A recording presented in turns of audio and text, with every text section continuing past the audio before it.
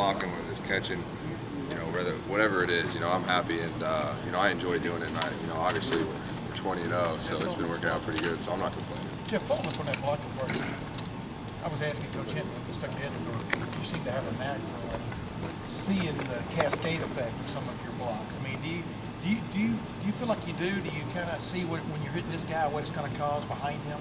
Sometimes. Yeah, I mean that's definitely like being year 2 in the offense. A lot of times I know when my block is the key important block. I know when I get it, whether it's Carlos running the ball or Braxton running the ball. I know I got this block. I know Carlos is going to be right off my butt, and so it works out a lot. And having a running back and a quarterback like Braxton and Carlos, it really puts me in a good position too, because it makes the defensive players have to play both of them, and it sometimes stalls them just for that quick second that I need to get in the right position, and so they really do help out in that aspect. Except for not throwing to the tight end, was that as clicking as this offense has been Saturday night? I mean, y'all spread the ball all over the field, you ran the ball all over the field. I mean, 600, almost 700 yards of total offense. I mean, how would you describe what it was like to kind of be out there in the midst of that? It was fun. Last year, our breakout game on offense was we played Nebraska at home, and we had 350 yards rushing or something like that. We put up, I think, 60 or 50, high 50s on them. And I think that was kind of our breakout game this year was when we played Penn State on Saturday night, and we clicked a lot on offense. And coming off of the game against Iowa, we didn't punt once. Our offense has definitely been clicking on all cylinders lately. So. Jeff, how difficult is it? You guys are coming off this span of 4 games against traditionally good teams, or highlight Philadelphia teams with good tradition, everything, and now you're playing Purdue teams. Is it all hard at all this week just to maintain? No, I don't think so. Our coaching staff does a great job. Regardless of who we're playing, we got to be prepared every week. And going into Purdue I was there my freshman year, and it didn't turn out how we wanted it to. And I think there's a lot of guys on this team that remember that, in my class and stuff. And so I think this week is a big week for us, and we got something to prove going back to Purdue. So. One related question too: are you on social media? Yeah. Are you aware of how closely the coaches watch you, or do they watch you closely? When you're doing anything, are you? Am I doing something bad? No. I mean, you have to give it a second thought. Like, I got to make sure. I know people are watching. Obviously. I can't. Obviously, there's some things I would definitely tweet that I can't tweet. but I obviously watch it. So I know that our coaching staff, and they have guys set up that monitor our stuff like that. So I try to keep. Nobody's ever said anything to you though that. You're starting to worry me now. No. There's nothing there, I swear. All right, no, but they have people in place for that stuff. So, Jeff, when you open the door there and you're kind of clowning with Coach, does that speak to your relationship and the fact that you guys can bust on each other a little bit and have some fun with this thing? Yeah, definitely, and it's like Coach Meyer says. After your immediate family, the coach-player relationship is one of the strongest relationships that you'll have in life, and Coach Hinton and I have a great relationship. He's an outstanding coach, and I owe a lot of everything that I've been able to accomplish here at Ohio State to him the last 2 years, and so definitely. And I've learned to trust him a whole lot, and I think that's a big thing. Last year everything was kind of new, and I wouldn't say I 100% trusted him, but this year we have a great relationship. I trust him with anything in my life, and so. You prank him? Do you? No, obviously I did that one prank over spring ball when about getting arrested, my brother here. But, right, but he'll never forget that one. I'll tell you that much. But no, we have a great relationship. So.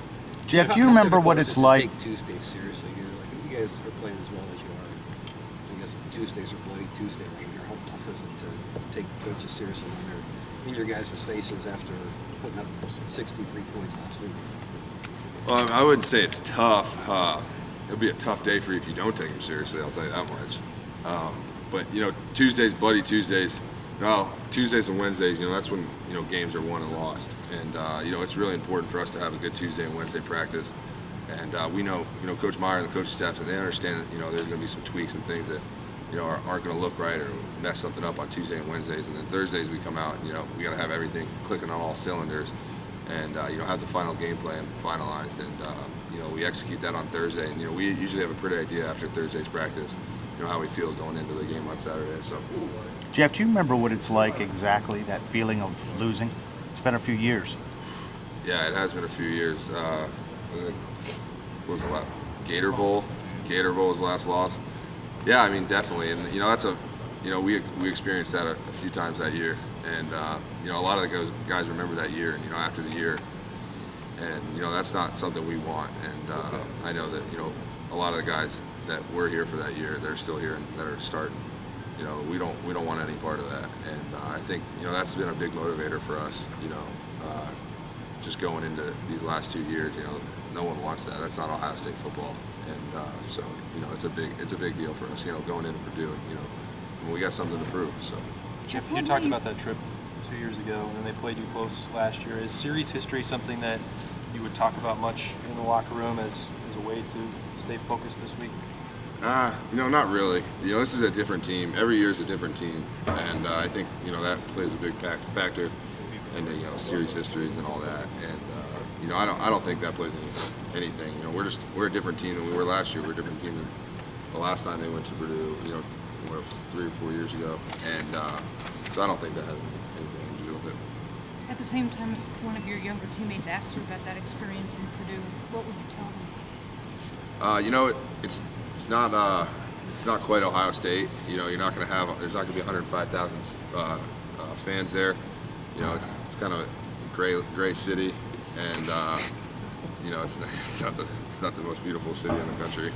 And but it's just you got to go in there and you got to have your mind on one thing. That's playing football, and no one's there rooting for you. It's just like any other away game. Everyone wants you to lose, and so they think they have a pretty good.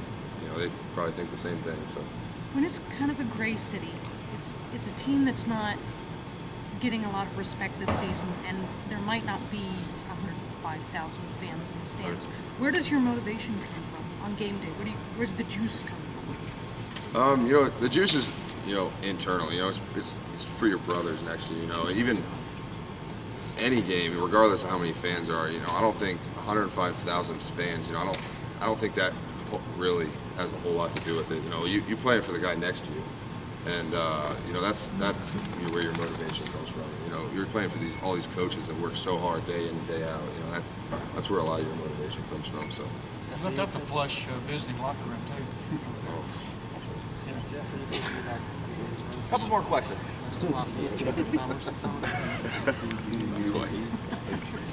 Or none. Jeff, thank you. Thank you guys.